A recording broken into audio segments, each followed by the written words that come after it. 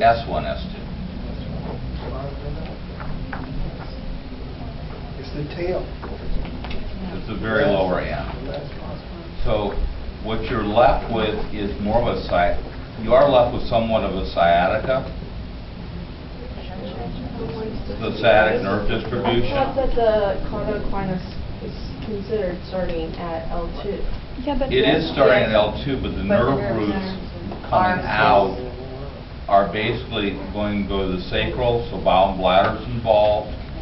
Usually going down the back of the leg, if the hamstring is weak or not present, dorsiflexion, plantar flexion, and intrinsic foot muscles are involved. That's usually what you see with cauda equina. Most likely the foot's not necessarily going to come back with it because those nerves would have to grow that far. It is a lower motor neuron issue. Would you worry about bowel and bladder in a 1-year-old? No. They don't have bowel and bladder control anyway. Also, too, if this is operated on, which they usually are, to release the cord and open this up, usually you'll see reinnervation of the bowel and bladder too. So by the time you're doing potty training, they probably have bowel and bladder back. Most likely they will. Also too, this will pretty well be detected because the foot is really floppy. It's not hypertonistic, it's floppy, low-toned. So it's something that would really, if the parents and the pediatrician didn't catch it, they should be shot because it's really easy to catch. As far as development goes, what is blocked in that year-old? What part of development, what milestones are blocked? You primarily look at the milestones, okay? This is a way to take this apart. So you got a year age, what should a normal 1-year-old be doing? And then what is this disability going to prevent them from doing? They can come to stand, actually. They can pull to stand, but when they start to cruise and stuff and take steps, they have no foot control. That's a primary thing you see. They do have hip flexion, so the hamstrings are sort of not that important at this point.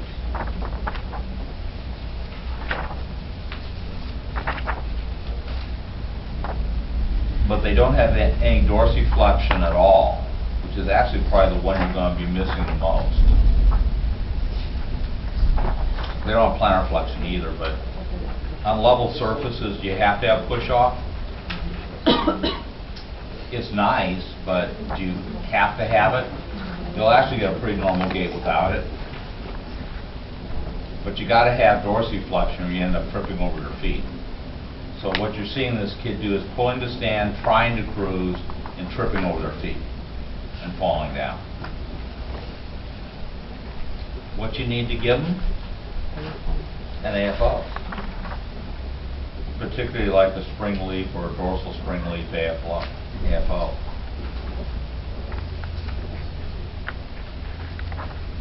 Dorsal assist type thing.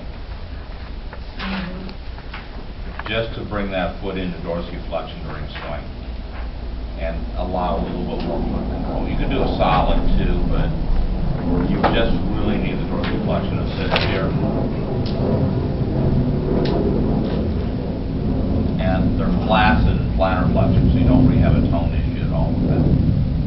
There's no tone problem going on here.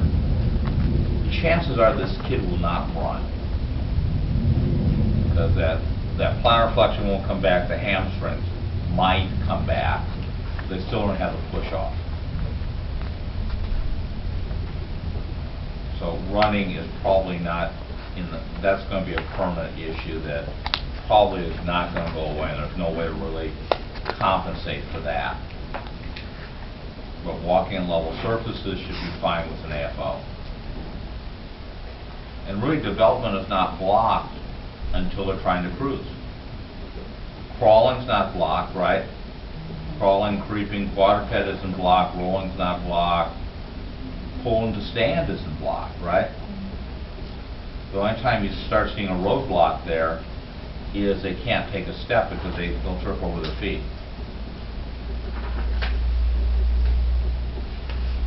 Do you see now how to take apart Pete's question on the exam? What should a 1-year-old be doing? Then where is that disability going to block them?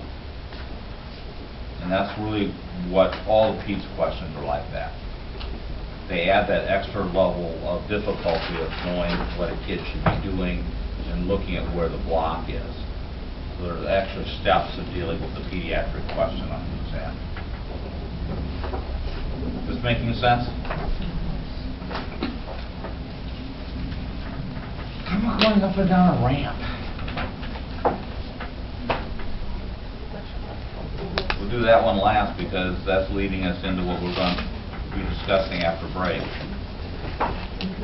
What level is that then? Or a curve, I mean. What is the level? I'm not a curve. I got one more day left. Are you counting down someone? Are you using the same material? Yeah. Are you teaching this in September also? He teaches every month. Once a month I do this. But Well, I mean, here in Chicago is September, right? I don't know when we're going to be back in Chicago. I think it's September. You received an email that it was September 2009.